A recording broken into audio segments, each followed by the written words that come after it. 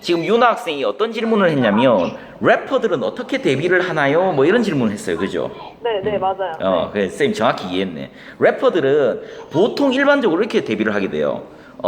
쌤이 홍대를 가본 학생이 있냐고 물어본 것처럼 홍대에 가면, 일반적으로 홍대에 네. 가면, 래퍼들이 공연할 수 있는 조그만 작은 공연장들이 되게 많아요.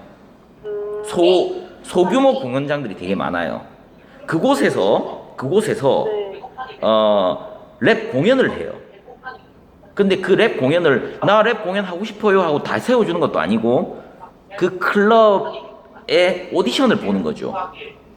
그 공연장에서 공연을 할 수 있게끔 일정의 오디션을 해요. 그래서 이 래퍼는 이제 무대에 서도 되겠다라는 허락이 딱 떨어지면 이제 그런 소규모 공연장에서 공연을 하면서 시작하죠. 쌤 얘기 잘 들려요? 네. 누가 이렇게 되게 크게 떠드는 것 같은데? 괜찮아요? 네. 그래서 그렇게 작은 소규모 공연장에서 공연을 하면서 시작을 해요. 그럼 이제 거기에서 정말 두각을 드러내는 친구들도 있고 막 많잖아요, 그죠? 네. 그래서 쌤도 맨 처음 막 홍대에서 공연을 하고 할 적에 지금 쇼미더머니나 뭐 많은 예능 프로들에서 활약하고 있는 래퍼들이랑 쌤도 되게 많이 공연을 같이 했었어요. 지금 뭐 되게 엄청 유명해진 넉살 이런 친구 있죠. 네. 넉살도 쌤이랑 같은 소규모 공연장에서 랩을 같이 했었고요. 뭐 차붐 뭐 이런 분들 하여튼 쇼미더머니를 거쳐간 많은 래퍼들이 다 선생님이랑 같은 공연장에서 공연하고 했었어요. 그래서 이제 거기서 이제 두각을 드러내서 큰 기획사로 픽업돼서 가는 경우들도 되게 많고. 그래서 지금 뭐죠? 뭐 지코, 그다음 뭐 송민호, 바비 이런 친구들도 다 그렇게 공연을 했던 친구들이에요. 아, 진짜요? 네, 그럼요. 그래서 이제 그 친구들은 뭔가 또 랩도 잘하는데 비주얼도 되게 이쁘장하게 생겼다, 그죠? 아, 맞아요. 그러니까 대형 기획사에서 그런 친구들을 되게 탐을 내 하는 거죠. 그러면 이제 이렇게 픽업을 해가는 거지. 그래서 그 아이들이 이제 랩만 잘했으니까 춤도 교육을 받고 노래도 좀 트레이닝 받고 막 하면서 하나의 어떤 아이돌 가수로서의 상품으로 만들어져 가는 거죠. 이해하셨어요? 그래서 이제 그런 친구들을 쌤이 또 트레이닝을 하는 역할을 내가 또 하고도 있고. 윤아 학생, 쌤 혹시 질문에 아까 대답이 제대로 됐나요? 네. 그걸 물어본 건데 제가 좀 이렇게 이상하게 물어본 걸 수도 있어가지고. 지금 어떤 답이 정확히 명확하게 됐나요? 네. 네. 네네. 그리고 그렇게 데뷔하기도 하고, 그리고 어떤 자기만의 작품을 계속 만들어서 사운드 클라우드나 싱글 앨범이나 이런 걸 발표를 해서 데뷔하는 친구들도 네. 있고, 루트는 정말 다양합니다. 쇼미더머니 나갈 수도 있는 거고. 그럼 그 언더그라운드 래퍼라는 사람들이 있던데 그런 사람들이 아주 유명하지 않은 그런. 쌤 같은 사람이 전형적인 언더그라운드 래퍼라고 이해하시면 돼요. 쌤도 언더그라운드에서 랩을 하다가 아까 쌤 프로필에 보니까 거리의 시인이란 그룹이라고 표시돼 있었죠. 그 그룹에 쌤 캐스팅이 돼가서 이제 언더그라운드 생활을 하다가 오버그라운드의 랩 활동도 하고 그랬죠. 그래서 사실은 래퍼들 거의 뿌리는 언더그라운드에서 출발한다고 보시면 돼요. 거의 다 그런 식이에요. 누가 이렇게 하면 학설을 하지? 자, 그러면 윤아 학생 다 이해가 됐습니까? 네. 네, 그러면 아까 우리 1교시 마치고 이제 다음 시간, 이번 시간에서 계속 이제 연달아서 할 내용들이, 그래서 아까 전에 어떤 내용을 써볼까? 그래서 메시지, 내가 쓴 그 가사에 메시지를 담아야 되니까, 내용을 담아야 되니까, 그거에 뭐 정보가 들어갈 수도 있고, 교훈이 들어갈 수도 있고, 그래서 그거를 서론, 본론, 결론에 맞추어서 정말 이게 짜임새 있는 글을 써내려가는 거죠. 자, 넘어갈까요? 네. 네. 다음 보니까 그래서 자 그러면 보세요. 어젯밤에 일기를 썼는데 나는 어저께 엄마 아빠랑 백화점에 가서 돈가스를 먹었다. 아버지가 기분이 좋으셨는지 나에게 용돈을 5만 원 주셨다. 참 기분이 좋았다. 오늘의 일기 끝. 이렇게 일기를 썼어요. 근데 이게 가사예요? 이거를 가사라고 할 수는 없다, 그죠? 뭔가 좀 다듬어져야 된다, 그죠? 그런데 아까 전에 쌤이 랩, 시에는 뭐가 있다 그랬어요? 운율. 운율인데 운이 뭐라 그랬어요? 저기 페이지에 적혀 있는 거 운율의 운이 뭐라 그랬어요? 라임. 그렇지, 라임. 즉 가사에 비슷하게 들리는 말이 있었어. 그게 바로 라임이라는 거예요. 우리가 랩 가사를 듣다 보면 비슷하게 들리는 가사가 있어요. 그게 바로 라임이에요. 오케이? 한문으로 하면 그게 운이 되는 거, 운. 비슷하게 들리는 글자, 운율에서 바로 운이다. 아, 그래서 우리가 먹는 라임이 아니구나. 스펠링이 다르다, 그죠? 그래서 비슷하게 들리는 글자를 라임이다, 라임이다 라고 이해를 하시면 됩니다. 아, 마스크를 계속 끼고 있었네. 그래서 비슷하게 들리는 글자, 이게 바로 라임이다. 그래서 래퍼들 랩 가사를 들어보면 비슷하게 들리는 글자들이 곳곳에 있어요. 자, 넘어가 볼게요. 그래서 라임에는 세 종류의 라임이 있어요. 세 종류의 라임. 이거 앞으로 이제 혹은 벌써 배웠을 수도 있고 중학교 2학년쯤 되면 배울 수도 있고 어쨌든 국어 시간 분명히 이 내용을 다루게 될 거예요. 라임에는 라임이 문장에 어디 위치하느냐에 따라서 두운, 요운, 가군이라는 용어를 써요. 이해하겠어요? 근데 쌤이 아까 운이 뭐라 그랬어요? 운? 라임이요. 그렇죠. 라임이라 그랬죠. 그래서 두운 할 때 두자가 무슨 두자일까요? 머리. 그렇지. 머리 두자인 거야. 머리에 라임이 있다 이거지. 그럼 문장에서는 어디 있단 소리예요? 앞쪽. 그렇지. 문장의 제일 첫 부분에 라임을 쓰는 게 바로 두운이라 이거죠. 이해하셨어요? 이거 국어 선생님이 앞으로 가르쳐 줄 내용이에요. 그 다음에 요운. 요자가 무슨 요자일까요? 허리. 맞아. 정확해. 허리. 그래서 우리가 머리가 아프면 두통이 온다. 허리가 아프면 요통이 온다라고 그래요. 허리 디스크를 요통이라 그러는데 좋다. 그러면 허리에 라임이 있다 이거니까 문장의 가운데에 라임을 쓰겠다 이거죠. 이해하셨어요? 그 다음에 각운이다. 각자는 무슨 각자일까요? 다리가. 그렇지. 우리 모델이나 미스 코리아들을 보고 저분 어디가 뛰어나 이렇게 얘기하죠. 세 글자. 미. 각선미. 그렇지. 각선미. 모델이나 미스 코리아를 보고 우리가 와 저분 각선미가 뛰어나다 이런 얘기 하죠. 그 각자가 무슨 각자냐면 다리 각자예요. 다리 각자. 다리가 이쁘다 이거죠. 자, 그러면 각운이면 다리에 라임을 쓰겠다. 즉 문장의 끝에 라임을 쓰겠다 이거죠. 이해하셨어요?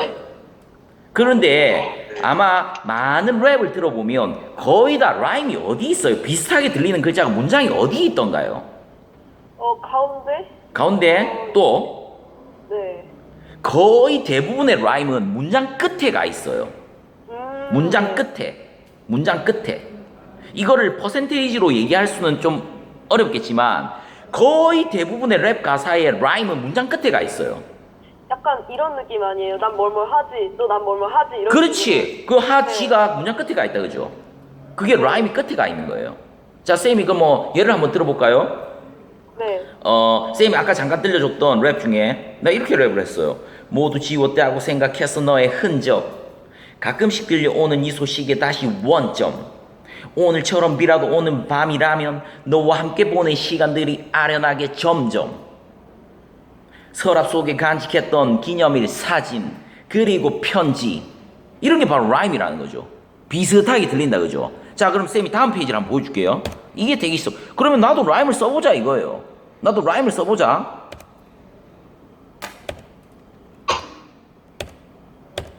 자, 쌤이 옛날에 처음 발표했던 쌤의 데뷔곡 가사의 일부예요. 쌤이 랩을 한번 해볼게요. 어디가 라임인지 한번 캐치를 해보세요. 너 기억하니 우리 첫 만남이 추억 하나도 우리 결코 아니지 않니. 둘만이 간직하는 영원한 러브스토리. 이제는 길을 찾아 떠나 외톨이. 힘들었지 마음속은 빈털터리. 이렇게 랩을 했어요. 네. 어디가 비슷하게 들린다 그죠? 어디가 비슷하게 들려요? 네. 맨 끝에 이. 그렇죠. 비슷하게 들리죠. 자, 세 번째 문장, 네 번째 문장, 다섯 번째 문장을 봐요. 둘만이 간직하는 영원한 러브 스토리. 이제는 길을 찾아 떠나 외톨이. 힘들었지 마음속은 빈털터리. 비슷하게 들린다 그죠? 그런데 이 비슷하게 들리는 게 아까 쌤이 뭐라 그랬죠? 라임. 라임인데 이 라임이 지금 어디가 있나요, 문장에? 맨 끝에. 끝에. 이걸 뭐라 그런다고? 가군. 가군이라 한다 이거지. 다리 각자를 써서 다리에 라임이 있다 해서 문장 끝에 쌤이 일부러 비슷하게 들리는 단어들을 배치를 해둔 거예요. 요런 형태예요. 랩은 거의 다 래퍼들은 이런 식으로 가사를 써요. 자, 그러면 우리 세 번째 문장 분석을 한번 해볼게요. 조금 어려운 말인 분석을 한번 해볼까? 둘만이 간직하는 영원한 러브 스토리. 자, 우리 지난밤에 썼던 일기를 우리 회상을 해봐요. 나는 엄마 아빠랑 백화점을 갔다. 엄마 아빠가 맛있는 돈가스를 사주셨다. 아빠가 기분이 좋으셨는지 오늘 나에게 용돈을 5만 원 주셨다. 참 기분 좋은 하루였다. 오늘의 일기 끝. 이렇게 썼어요. 자, 바다다. 전부 뭐뭐 했다, 뭐뭐 했다, 뭐뭐 했다 이렇게 끝났다, 그죠? 우리 일기는 그렇게 써요. 글은 그렇게 써요.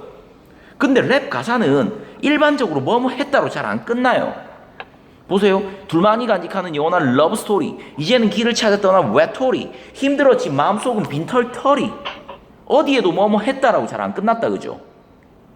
자, 세 번째 문장을 그러면 뭐뭐 했다, 즉 서술어로 끝을 내게 문장을 바꿔볼게요. 둘만이 간직하는 영원한 러브 스토리를 문장을 앞뒤로 살짝 바꾸어서 우리 일반적으로 일기 쓰듯이 한번 바꿔보세요. 어떻게 되죠? 둘만이 영원한 러브. 크게 얘기해볼까? 유나 학생.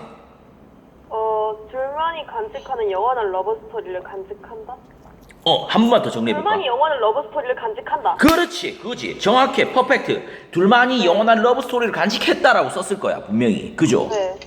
둘만이 영원한 러브 스토리를 간직했다라고 썼을 거예요. 이게 뭐냐면 문장을 앞뒤로 이렇게 살짝 바꿔두는 거를 우리 국어 시간에서 뭐라 하냐면 도치했다라고 얘기를 해. 도치. 그래서 도치법이라는 용어를 써요. 문장을 앞뒤로 바꾸어 두었다, 그걸 도치법이라 그래요. 이해했어요? 그래서 둘만이 영원한 러브 스토리를 간직했다를 문장을 앞뒤로 살짝 바꿔 놓으니까 둘만이 간직하는 영원한 러브 스토리, 뭔가 랩의 형태가 돼버린 거죠. 이해하셨어요? 자, 그러면 그 다음 문장, 이제는 길을 찾아 떠난 외톨이라고 쌤이 랩을 했어요. 요거를 도치를 해서 원래 일반적인 문장으로 바꿔보세요. 어떻게 되죠? 길을 찾아 떠난, 천천히. 이제 외톨이. 우리가 이제 길을 찾아 떠난다. 그렇지, 비슷하다, 그죠? 이제는 나는 외톨이가 되어서 길을 찾아 떠났다라고 썼을 거예요. 맞나요? 네. 이제는 외톨이가 되어서 길을 찾아 떠났다 라고 일기에는 분명히 썼을 건데 문장을 앞뒤로 살짝 바꿔서 즉 도치를 하니까 이제는 길을 찾아 떠난 외톨이가 돼버린 거지. 자, 다섯 번째 문장, 힘들었지 마음속은 빈털터리. 도치를 해서 우리 일반적인 일기처럼 바꿔볼까요? 네. 어떻게 되죠? 마음속은 빈털터리처럼 힘들었다. 그렇지, 마음속이 빈털터리가 되어서 난 정말 힘들었다라고 썼을 거예요. 그죠? 그래서 살짝 바꾸니까 힘들었지 마음속은 빈털터리가 됐네. 자, 이렇게 문장을 앞뒤로 바꾸는 걸 도치라 그러는데 이 도치가 바로 랩 가사를 쓰는 첫 번째 단추라고 생각하시면 돼요. 이해하셨어요? 문장을 앞뒤로 바꾼다, 그러면 이게 바로 랩의 형태가 된다. 그런데 문장의 끝에 비슷하게 들리는 라임을 다리에다가 배치를 한다. 가군을 쓰는 연습을 하는 게 바로 랩인 거죠. 자, 그럼 세 번째 문장에서 둘만이 영원한 러브 스토리를 간직했다고 쓴 것을 바꾸어서 둘만이 간직하는 영원한 러브 스토리라 썼네 쌤이. 바꿔놨네 문장을. 자, 러브 스토리, 러브 스토리, 러브 스토리랑 비슷하게 들리는 단어를 찾는 거야 이제부터. 오케이? 러브 스토리, 스토리 하다 보니까 외톨이도 비슷하게 들리네. 빈털터리도 비슷하게 들리네. 아빠들 피우는 담배 재떨이도 생각이 나네. 휴대폰 배터리도 생각이 나네. 이런 게 바로 라임인 거예요. 그죠? 비슷하게 들리는 거죠. 왜 근데 스토리, 외톨이 이런 것들이 비슷하게 들리냐면 우리 훈민정음 글자는 어떻게 이루어져 있나요, 승희 학생? 우리 글자는 뭐와 뭐로 구성이 되어 있어요? 그렇지, 자음이랑 모음으로 구성되어 있다, 그죠? 스토리, 외톨이, 빈털터리, 재터리, 배터리 이런 것들이 전부 다 모음의 구조가 비슷한 거예요. 스토리 할 때 보세요. 글자 보세요. 오이죠, 모음이. 이해했어요? 스토리 할 때 오이로 끝나죠, 모음이. 외톨이도 발음할 때 보면 OE로 끝난다, 그죠? 이게 네. 모음의 구조가 똑같기 때문에 우리는 비슷하게 들리는 거예요. 빈털터리, 재떨이, 휴대폰 배터리 전부 다 모음의 구조가 똑같다, 그죠? 그러니까 이런 게 우리끼리 비슷하게 들릴 수밖에 없는 거예요. 그래서 비슷하게 들리는 글자들을 머릿속으로 계속 염두를 해서 찾아내고 그것들을 말이 맞게끔 앞에를 끼워 맞추는 거죠. 이해하셨어요? 자, 여자친구랑 쌤이 만나다가 헤어졌던 그 과정을 쌤이 랩 가사로 쓴 거예요. 둘만이 간직하는 영원한 러브스토리가 있었다 이거죠. 근데 헤어지고 나니까 이제는 각자 길을 찾아 떠난 서로 외톨이가 돼버렸다 이거죠. 그래서 힘들었지 서로의 마음속은 빈털터리가 돼버렸다. 이걸 이렇게 비유를 하고 있는 거죠. 이해하셨어요? 이게 바로 랩 가사인 거예요. 그래서 우리 국어 시간에 시를 배울 때 보면 비유법, 직유법, 은유법 이런 것들을 배워요. 맞나요? 떴어요. 그래서 뭐뭐처럼, 뭐뭐 같이 이런 말을 많이 써요. 맞나요? 네. 네. 그게 직유법이라고 해요. 뭐뭐처럼, 뭐뭐 같이 이런 걸 직유법이라 하고 나를 무언가에 비유를 해놨어요. 보세요. 쌤 5번째 문장. 힘들었지 마음속은 빈털터리. 나를 그냥 내 마음을 빈털터리에다 비유를 해둔 거예요. 우리 일반적으로 빈털터리는 돈이 없는 사람을 빈털터리라 그런다, 그죠? 근데 나는 지금 마음이 가난해져서 내 마음이 빈털터리가 되었다고 나는 비유를 한 거죠. 오케이? 네. 그게 바로 비유법인 거예요. 그래서 시도 그렇고 랩 가사도 그렇고 뭔가에 비유를 되게 많이 해요. 이해하셨어요? 그렇게 랩 가사는 구성이 돼요. 그래서 내가 쓰고 싶은 어떤 일기를 쭉 쓰고 나는 어저께 아빠 엄마랑 백화점에 놀러 갔다 해놓고 이걸 문장을 앞뒤로 바꿔보면 나는 엄마 아빠랑 갔다 백화점 이렇게 하는 게 바로 랩 가사인 거죠. 이해하셨어요? 그럼 백화점이랑 비슷하게 들리는 라임들을 또 다음 문장의 맨 마지막에 배치를 시킨다 이거죠. 이게 바로 랩 가사인 거예요. 이해하셨어요? 네. 이게 바로 랩 가사를 쓰는 첫 번째 단추예요. 첫 번째 단추. 자, 그러면 우리가 가사 쓰는 어떤 방법이나 어떤 작법들, 가사 쓰는 방법에 대해서 쌤이 조금 이해할 수 있게끔 설명을 해줬어요. 자, 다음 페이지 넘어가 볼게요. 그래서 우리는 이제 가사를 한번 써보는 거지. 당연히 랩 가사에는 비속어나 욕설을 쓸 필요가 전혀 없다 이거죠. 전혀 없어요. 전혀 없고. 그래서 쓴 가사를 리듬에 맞춰서 뱉어내면 그게 바로 랩이 된다 이거죠. 방금 전에 쌤 가사를 이렇게 써놨는데 너 기억하니 우리 첫 만남이 추억 하나 둘이 결코 아니잖니 이렇게 그냥 종이에 써둔 거에 리듬 위에다 뱉어내는 그게 바로 랩이 되는 거지. 너 기억하니 우리 첫 만남이 추억 하나 둘이 결코 아니잖니 둘만이 간직하는 영원한 러브스토리 이제는 길을 찾아 떠난 외톨이 힘들었지 마음속은 빈털터리 이게 바로 랩이 돼버리는 거지. 이게 바로 한편의 시인 거고. 자, 또 넘어가 볼까요? 자, 그래서 이제 한편의 작품을 만들어냈다 이거죠. 그래서 아까 전에 유나 학생이 우리 이번 시간 시작할 때 그래서 쌤 래퍼가 어떻게 되죠? 이렇게 한 질문에 대한 답을 쌤이 여기다 적어놨네. 꾸준히 앨범도 발표하고 오디션 보러 다니고 길거리 버스킹도 하고 그래서 공연도 하고 이렇게 하는 거죠. 쌤이 전부 다 겪어봤던 일들. 그리고 이제 대학교에 가서 실용음악과에 진학을 할 수도 있는 거죠. 쌤이 지금 대학교에서 실용음악과에서 아이들을 가르치는 랩을 가르치는 랩 교수인 것처럼 실용음악과에 진학을 할 수도 있는 거죠. 또 넘어가 볼까요? 자, 그러면 쌤이 요까지 엄청 어떤 랩이 뭘까? 뭐에 대해서 쌤이 압축적으로 설명을 좀 했는데 궁금한 게 아마 분명히 많을 것 같아요. 궁금한 질문들 혹은 어떤 거에도 상관없어요. 어떤 음악적인 거나 혹은 뭐 아까 우리가 계속 얘기하고 있던 어떤 진로에 대한 이야기나 궁금한 게 있으면 쌤을 선생님이라 보지 말고 그냥 동네 오빠, 동네 형이라 생각하고 동네 삼촌이라고 생각하고 아 이건 꼭 물어봐야 되겠어 하는 거 있으면 아무 얘기나 한번 질문해 보세요.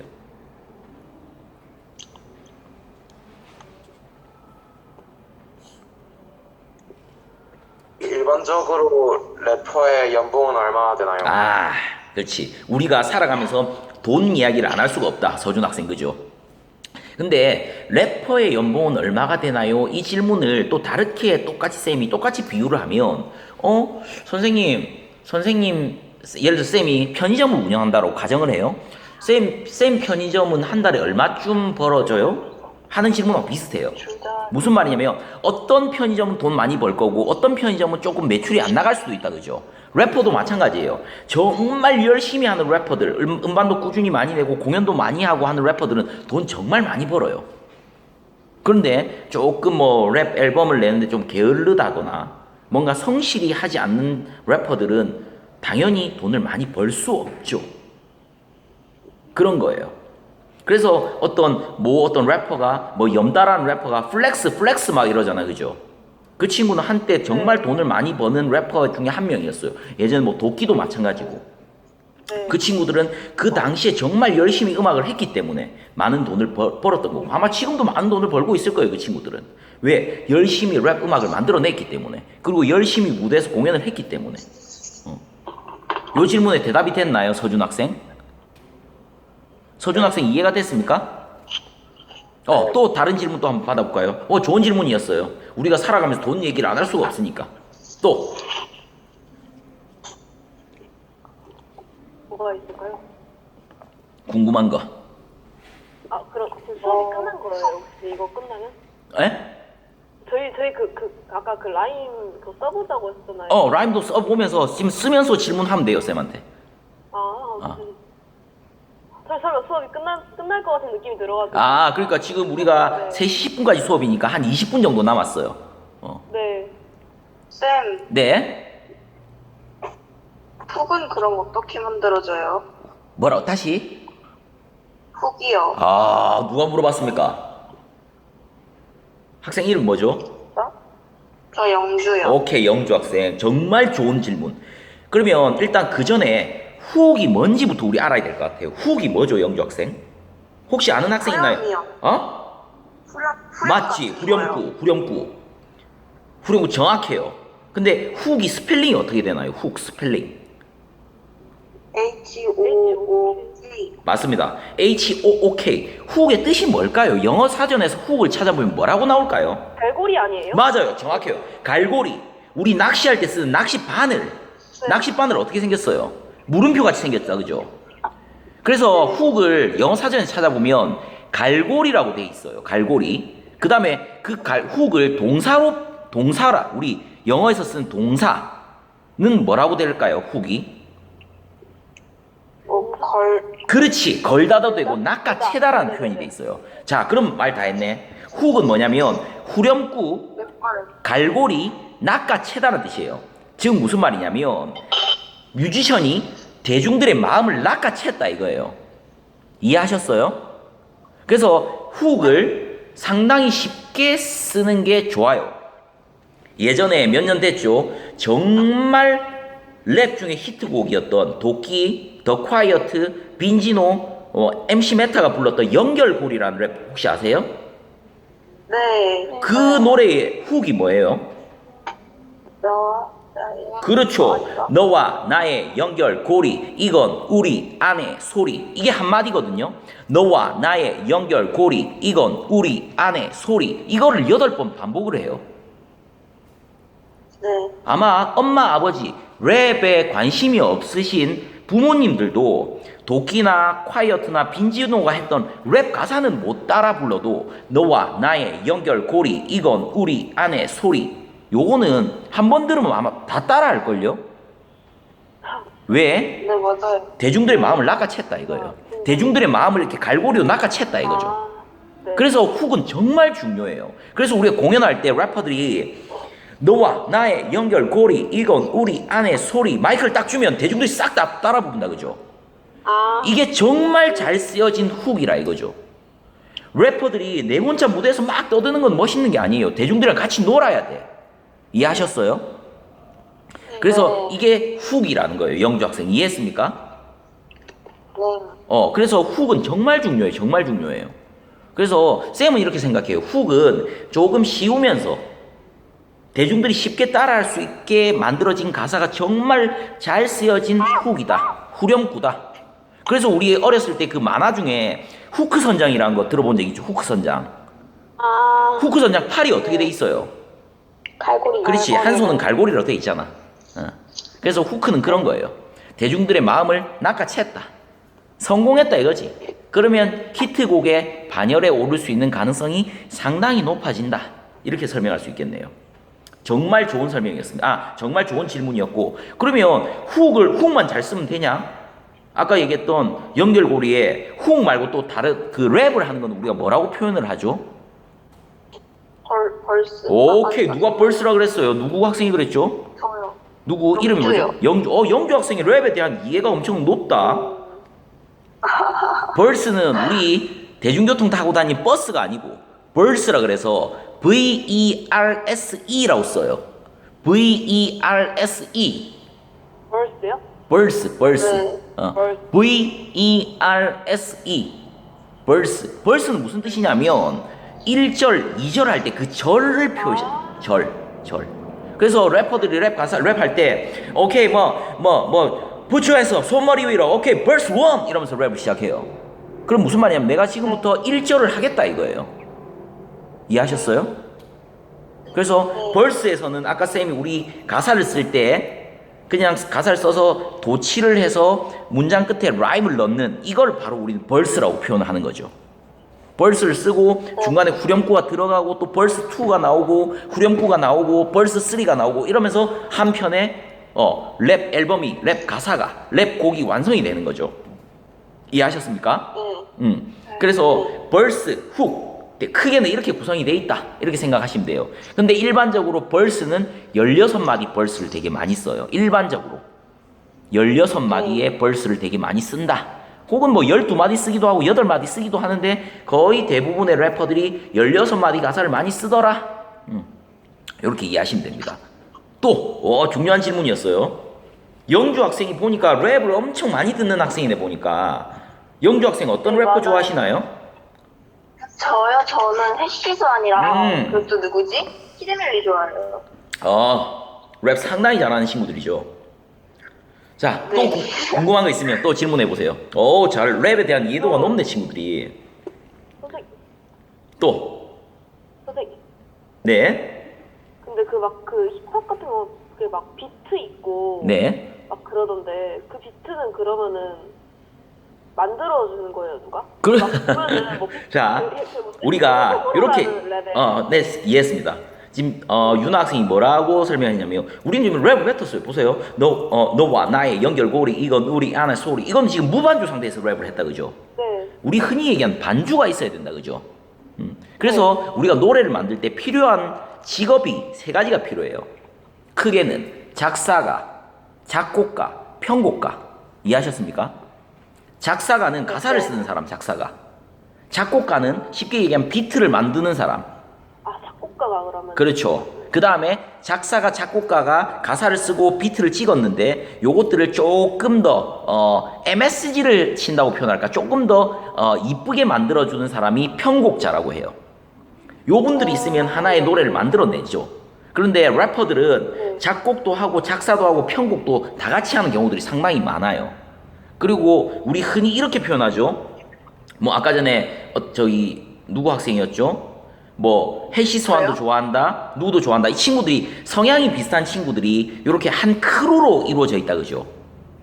네. 네. 한 식구들 뭐 하이라이트도 있고 뭐 스윙스가 이끄는 식구들도 있고 막 많은 식구들이 있다 그죠? 그 식구 안에는 작곡가도 섞여 있고 래퍼도 들어가 있고 보컬도 들어 있고 막 그래요. 그러니까 그들이 힘을 합쳐서 하나의 작품을 만들어내는 거죠. 그래서 뭐 코드 콘스트 이런 친구들은 자기들이 속해 있는 크루에서 비트를 찍어내는 거고 그 비트를 받아서 래퍼가 랩을 하는 거고 어떤 래퍼들은 직접 비트도 찍고 그 위에서 랩도 하고 다양하게 작품을 만들어내는 거죠. 제가 이게 궁금했던 게 예? 제가 우원재 예? 되게 좋아해요. 그래서 호불호를 없나 듣다가 어떤 노래? 그 호불호요. 호불호. 네. 그걸 듣다가 거기서 그 가사 안 듣고 비트 안 듣고 가사만 듣어 이런 가사가 있잖아요. 예? 근데 그래서 비트를 만드는 게 아니고 그걸 주는 건가? 이런 생각이 들더라고요.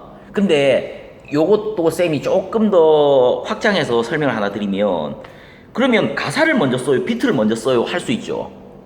네. 일반적으로는 이게 무조건 100% 이렇다는 건 아니고, 일반적으로는 비트를 받아가지고 혹은 내가 비트를 써서 혹은 훌륭한 작곡가로부터 비트를 받아서 그 곡을 딱 들으면 느낌이라는 게 온다, 그죠? 이거 되게 우울한 느낌의 곡이야, 아니면 되게 막 깨방정스러운 곡이야, 되게 신나는 곡이야, 이런 느낌을 받는다, 그죠? 되게 우울한 느낌의 곡이면 약간 가사도 약간 그렇게 우울하게 나오는 거고, 되게 신나는 비트를 받으면 되게 막 방방 뛰고 노는 가사가 나오는 거고, 그렇죠? 그렇게 작업이 일반적으로 이루어지고, 또 어떨 때는 가사를 먼저 써놔요. 그건 무슨 말이냐면, 쌤도 가사를 엄청 많이 써요. 휴대폰 메모장 위에다가 되게 많이 써놔. 되게 써놓고 어떤 작곡가로부터 곡을 하나 딱 받았는데, 이거 옛날에 내가 쓴 가사하고 되게 잘 어울리겠다. 그러면 그 비트 위에 내가 랩을 해보는 거지. 그래서 글자 수도 막 수정도 하고, 라임도 문장 끝에다 넣고, 이렇게 하면서 막 다듬어서 하나의 작품을 만들어내는 거죠. 근데 거의 일반적으로 비트를 듣고 가사를 쓰는 경우가 조금 더 많은 것 같아요. 또 하나 더 궁금한 게 오케이. 있는데, 그런 래퍼들이 대중에 내는 노래 말고, 래퍼도 그렇고 그냥 가수도 그렇고 대중에 내는 노래 말고 그냥 개인이 혼자 들으려고 만드는 노래도 있고 그래요? 사실은 음악이라는 게 악자가 무슨 악자예요?